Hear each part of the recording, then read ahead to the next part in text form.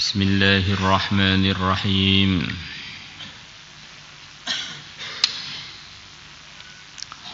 Wa qala ta'ala, dan Allah Ta'ala telah berfirman, Thullatum minal awwalin wa qalilum minal akhirin.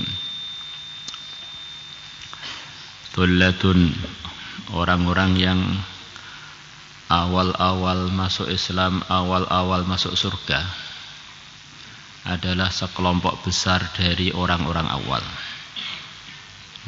Ini cerita mengenai sifatnya as-sabiqun yang sebelumnya. Was-sabiqun as-sabiqun ulaikal muqarrabun.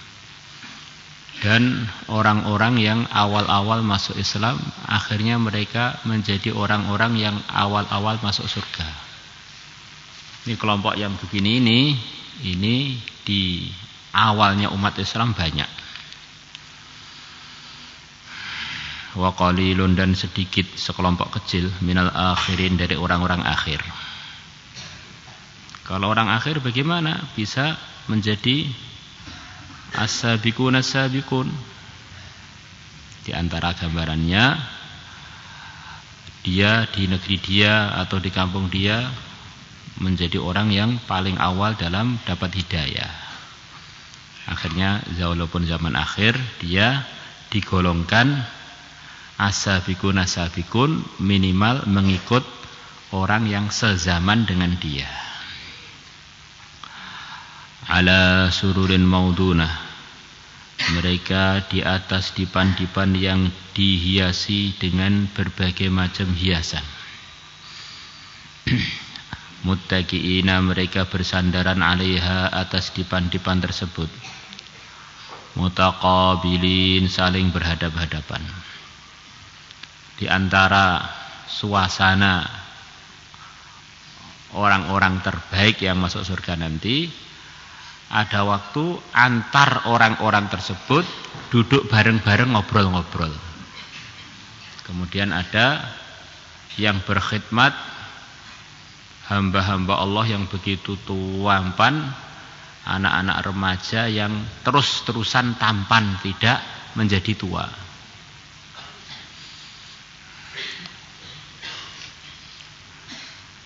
Nah, orang yang akan masuk surga itu ya orang yang sekarang di dunia ini. Maka kita lihat aja teman duduk kita di dunia ini itu ahli surga apa ahli maksiat. Karena antar ahli neraka nanti juga di akhirat sana saling berdekatan juga. Maka sebetulnya kita ini nanti akan menjadi bagian dari penduduk surga atau neraka itu sudah tampak dari teman-teman kita yang sering duduk dengan kita. Kelompok awam, apa kelompok takwa, apa kelompok yang sangat takwa, itu sudah tampak. Karena kita ini sebetulnya dalam satu grup untuk menuju akhirat. Wasiqal ladzina taqaw rabbahum ilal jannati zumara, mengikuti tingkatan masing-masing. Yatufu, berkeliling, alaihim, atas mereka, untuk mengkhidmati mereka, wildanun, anak-anak muda, mukhalladuna, yang mereka dikekalkan di dalam kemudaannya. Keliling untuk berkhidmat, bi akwabin, dengan membawa gelas-gelas, wa abariko, dan membawa kendi-kendi atau ceret, wa ka'sin, dan membawa celoki-celoki, biar beda, min ma'inin, yang diambil dari mata air. Ada yang mengatakan ma'in di sini adalah mata air di surga, yang diantaranya adalah mata air yang terbuat dari khamr, yang diceritakan dalam beberapa ayat lain, wa ka'sang dihaqa, macam gitu. Mathalul jannati allati wa'idal muttaqun fiha anharum min ma'in ghairi asin wa anharum min labanin lam yataghayyaratuhu wa anharum min asrin musaffa wa anharu min khamril ladzatil lisyaribin, gitu. La yusadda'una anha, mereka tidak dipusingkan, anha di dalam surga. Atau la yusaddauna anha, mereka tidak dipusingkan anha dari minum-minum tersebut. Jadi tidak ada orang pusing di surga. Kalau kita ini masih pusing berarti belum sampai surga. Wala yunzifuna, dan mereka tidak dikeluarkan, tidak dijauhkan dari surga. Tidak dikeluarkan, tidak dijauhkan dari surga. Jadi antara sifatnya ahli surga, mereka tidak pernah pusing dalam kenikmatan, tidak ada diboyongkan dari surga, enggak ada. Kalau ada diboyongkan berarti belum sampai surga. Wa fakihatin, dan buah-buahan, mimma yatakharun, dari buah-buahan yang mereka bisa memilihnya. Dari buah-buah apapun yang mereka bisa memilihnya. Maka di antara suasana di sana segala macam buahan yang penduduk surga pengen akan mereka dapatkan. Walahmi thairin, dan daging burung, mimma yastahun, dari apa yang mereka suka. Burung apapun mereka akan diberi, dan selain burung juga. Ini yang diantara pemahaman sebagian ulama bahwa normalnya, puncaknya rasa kenikmatan makanan adalah kalau orang itu merasa bahwa daging burung itu adalah termasuk bagian daging yang sangat lezat. Maka di antara yang diulang-ulang dalam sekian banyak ayat Al-Quran, nikmatnya surga adalah diberi nikmat berupa daging burung. Wa hurun ain, dan bidadari-bidadari yang begitu putih, ainun, yang indah matanya. Di antara artinya hur itu putih banget, ain matanya begitu indah. Ada orang tuh putih, tapi matanya sipit, akhirnya jadi kurang indah. Jadi kalau penduduk surga ini putih itu sudah merupakan perkara yang sangat menarik, tambah matanya indah lagi. Ada orang matanya indah tapi gulita, akhirnya keindahannya enggak sempurna. Ka'amtsalil lu'lu'il maknun, bidadari-bidadari tadi bagaikan mutiara-mutiara yang disimpan. Kalau kita pergi ke toko mutiara yang dijual, yang mahal-mahal terutama, itu diberi bungkus yang begitu indah, nerawang sampai kelihatan isi bungkusnya. Nah, begitulah penduduk surga itu, bidadari-bidadarinya itu seakan-akan mereka itu pakai pakaian yang double sampai 70, yura husnuhunna min wara'i sab'ina hullatan. Kecantikannya para bidadari itu bisa tampak dari balik 70 lapis baju yang sedang mereka pakai. Seperti keindahannya mutiara diletakkan di satu tempat, keindahannya itu nerawang dari luar kelihatan. Wih, harganya mahal tuh mutiara itu yang kelihatan di bungkusan itu. Jadi kalau manusia di dunia ini sebelum masuk surga, itu baju itu untuk menutup aib dia. Banyak yang ketika pakai baju itu Masya Allah tampak tampan, tampak cantik. Begitu dibuka bajunya ketahuan panune wokeh, mantan gudikan atau belang, Masya Allah. Jazaan, sebagai balasan, bima kanu ya'malun, dengan apa yang telah dulu mereka kerjakan. La yasma'una, mereka tidak mendengarkan fiha, di surga, lagwan, perkara-perkara yang sia-sia atau omongan-omongan yang sia-sia.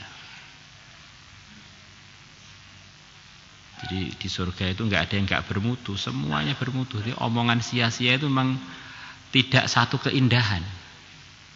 Maka tidak layak itu untuk ada dalam suasana surga. Nikmat. Jadi kalau omong yang enggak ada gunanya itu bukan kenikmatan, itu nyanyiakan umur. Maka penduduk surga itu enggak ada yang nganggur, umurnya itu nikmat. Wala ta'thima, dan juga tidak ada perkara yang dosa. Enggak ada maksiat di sana, enggak ada perkara yang memurkakan Allah. Illa qilang salamang salama, kecuali perkataan salaman salama, semoga kalian selamat, semoga kalian selamat. Antar mereka dan juga para malaikat yang datang kepada mereka. Jadi antara suasana surga, salam yang telah diajarkan oleh Islam kepada kita itu berlanjut sampai kita masuk surga seterusnya.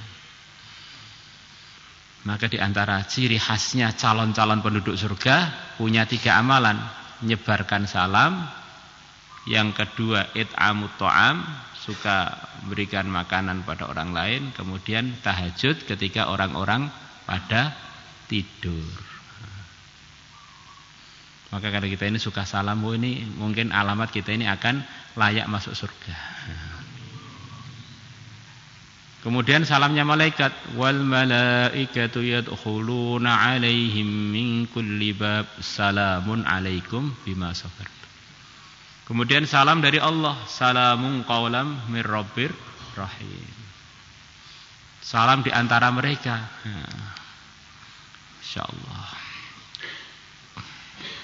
Ini tingkatan yang tertinggi adalah al-muqarrabun. Kemudian yang kedua, wa ashabul yamin, dan ashabul yamin. Ashabul yamin adalah orang-orang yang mendapatkan catatan amal dengan tangan kanan mereka. Ma ashabul yamin, apakah ashabul yamin itu? Apakah nikmat-nikmat yang akan Allah anugerahkan kepada ashabul yamin?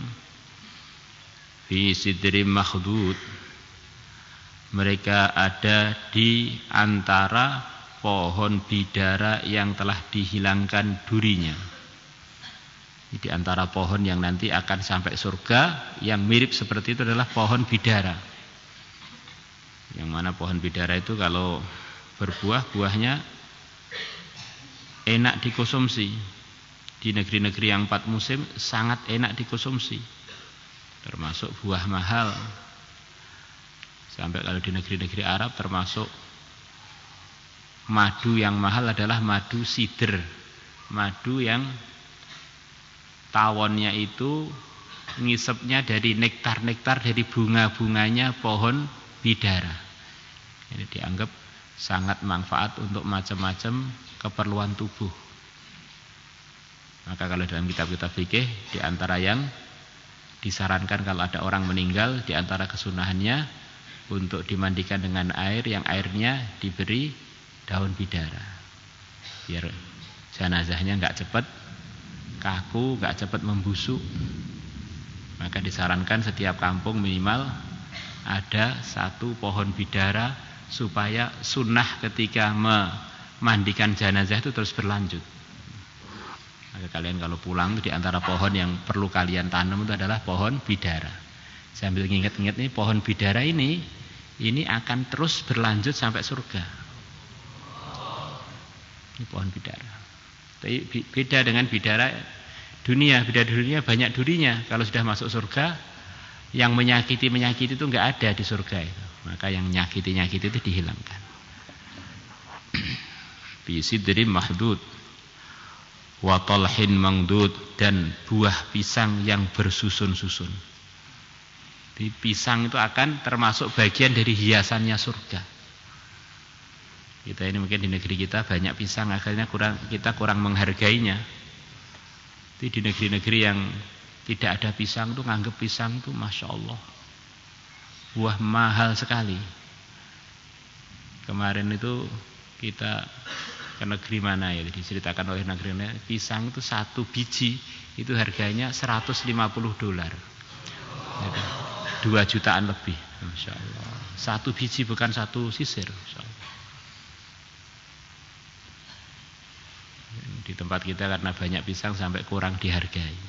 Ini wa talhim mangdud, dan pohon-pohon pisang atau buah-buah pisang yang disusun-susun. Jadi pohon pisangnya itu begitu banyak buahnya.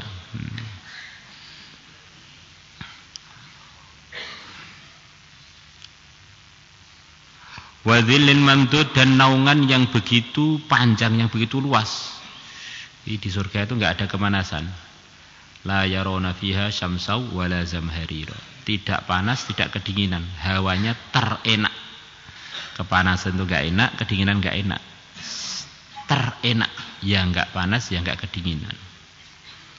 Wa ma'in, dan diantara air maskubin yang terus dialirkan enggak ada hentinya. Nah, air mengalir terus. Di antara hiasan surga ada air-air yang mengalir. Wa fakihatin katsirah, dan buah-buah yang banyak. La maqtu'atin, yang tidak dipotong. Nah, maksudnya tidak berhenti nikmat-nikmat tersebut untuk terus diberikan dan dianugerahkan kepada penduduk surga. Kalau kita ini di dunia kan selamatan seminggu sekali, itu pun lepas itu selesai. Kalau penduduk surga enggak, nikmat tadi itu terus bergiliran terus. Wala mamnu'atin, dan tidak dihalangi dari mengonsumsinya. Pengen nikmat apa saja, kapan saja dipersilahkan.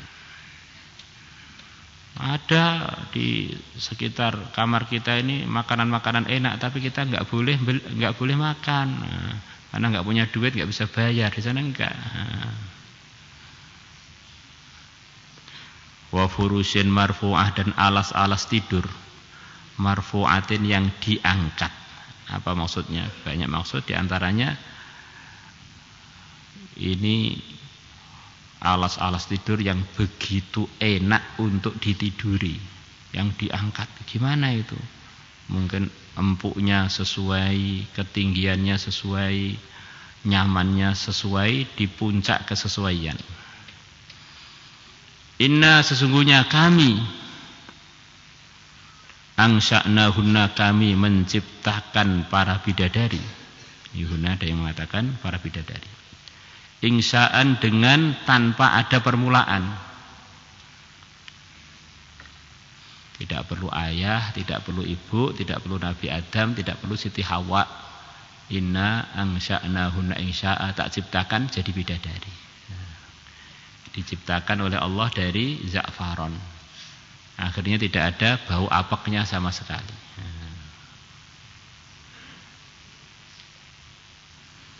Ada juga dalam riwayat hadis sahabah, inna angsya'nahunna insya'a, itu tidak selalu harus bidadari. Manusia juga yang perempuan-perempuan masuk di sini ini, didaur ulang istilahnya. Tetap manusianya itu, si solihah itu, tetapi diciptakan oleh Allah melebihi para bidadari. Karena suatu hari ada seorang wanita tua datang kepada yang mulia Nabi besar Muhammad sallallahu alaihi wasallam, minta didoakan masuk surga. Maka Nabi menjawab, enggak ada wanita tua masuk surga, itu enggak ada. Di surga enggak ada wanita tua. Maka wanita tadi nangis, dikira memang dia enggak bisa masuk surga.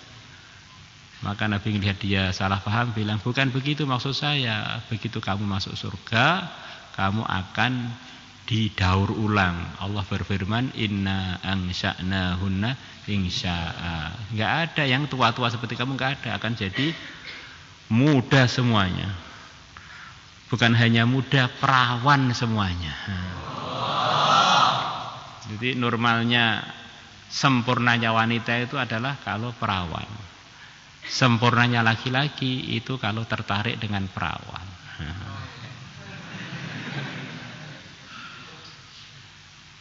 Ini yang diiming-imingkan oleh Allah kepada orang-orang takwa itu, bidadari-bidadari dan istri di surga yang perawan. Ini memasukkan bidadari dan memasukkan wanita surga tadi, yang seperti yang saya terangkan, wanita tua tadi. Faja'alnahunna, maka aku menjadikan mereka penduduk surga, bidadarinya dan yang dari dunia, para manusia, abkaron, yang wanita-wanita yang masih perawan, begitu dikumpuli oleh suaminya nanti balik perawan lagi. Ini di antara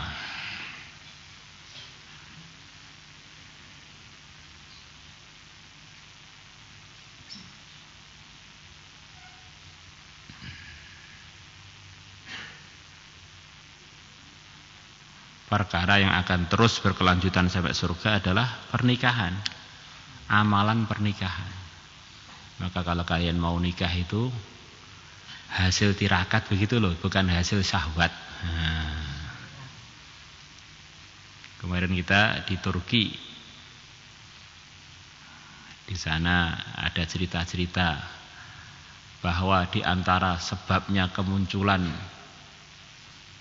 generasi yang berkah Daulah Utsmaniyah itu karena ada seorang pemuda yang terkenal soleh pengen ngelamar anaknya seorang mursyid thariqah terbesar waktu itu, Syekh, namanya Syekh Anabali atau siapa, yang akhirnya diterima oleh syekhnya. Selepas syekhnya tanya, kenapa kamu ngelamar anak saya? Saya mimpi kalau saya jadi dengan anak tuan akan keluar pejuang-pejuang dari pernikahan itu. Saya mimpi keluar pohon, yang pohonnya tadi daun-daunnya semuanya berupa pedang, tombak, panah yang tertuju ke negeri-negeri yang belum dapat hidayah. Ini Utsman untuk diterima lamarannya kepada syekhnya itu sekian lama mujahadah, sekian lama mujahadah, akhirnya diterima. Akhirnya keluarlah generasi yang berkah. Di antara yang paling masyhur adalah Sultan Muhammad Al-Fatih.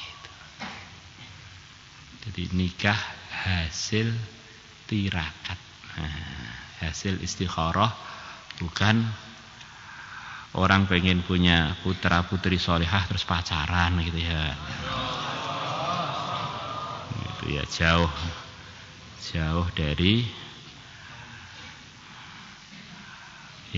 dari apa itu? Dari jalan yang benar. Uruban, mereka wanita-wanita surga adalah seperti wanita-wanita dari jenis Arab. Di antaranya ada yang mengatakan uruban itu maksudnya mereka begitu romantis dengan suaminya. Ini wanita yang dipuji-puji di dalam Al-Quran. Wanita ahli surga di antaranya punya sifat qasiratut tarfi, tidak memandang kecuali suaminya saja. Yang kedua, uruban, dengan suaminya itu begitu romantis, begitu menyenangkan. Bukan dengan suaminya nggak pernah dandan, bau dapur, begitu keluar rumah wangi seperti dandanannya pengantin. Itu bukan wanita tipe surga itu. Itu wanita yang perlu taubat. Atroba, yang umur mereka sebaya. Li ashabil yamin, itu semuanya adalah untuk orang-orang beriman yang mendapatkan catatan amalannya dengan tangan kanan. Semoga Allah pilih kita semua. Salatullah salam